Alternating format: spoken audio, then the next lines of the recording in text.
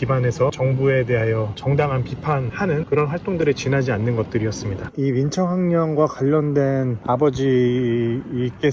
경찰로부터 조사받은 것, 당시 공안 검사들로부터 조사받은 내용들을 읽어보면서, 물론 고문 등에 대한 내용들은 전혀 적혀있지 않죠. 당연히 정부에서 조작했기 때문에 고문이나 이런 것들은 피해자들의 증언이 적혀있는 책들을 통해서 또는 아버지의 일기를 통해서만 확인할 수 있지만, 기본적으로 아버지가 어떤 생각을 가지고 계셨는지를 경찰과 검찰의 조서를 통해 가지고 확인할 수가 있었는데, 당시 박정희 독재 정권이 만들었던 유신헌법의 반헌법성, 민주주의에 반하는 국민을 협박하면서 협박과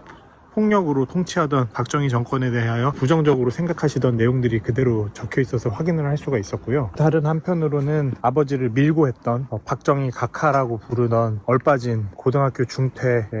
시민성도 없고 사회를 보는 시야도 결여된 사람이 어떻게 아버지의 활동들에 대하여 경찰서에 잡히게 가게 만들었는지, 박정희 각하를 욕하다니 하면서 신고를 했는지에 대한 내용들도 나와 있어서 그 사람의 조사 내용도 확인해 보면서, 당시 시대도 지금이랑 마찬가지로 독재 정권이나 영구 집권을 꾀하는 불법적인 권력들을 보고서 그의 비판적인 시야를 가지거나 비판적인 시각으로 적극적으로 활동하고자 하는 사람들에 대해서 비판을 하는 잘못된 시민들에 대한 내용들도 동시에 확인해 볼 수 있었습니다. 오늘의 소득은 대학교 1학년, 2학년, 3학년, 4학년 당시 서울대 법대에서 학생들과 활동하며 정부에 대해서 비판하고 생각하고 건전한 시민으로서 또 나라를 사랑하는 마음에서 활동하던 아버지가 어떤 생각으로 지내셨는지, 또 어떤 활동들을 하셨는지에 대해서 공식적인 자료로 확인을 해볼 수가 있었고, 또 어두운 면으로는 추후에 법제처장을 지냈던 송종희 같은 그런 공안검사들, 당시 서대문 형무소에서, 서울구치소에서 독재 정권에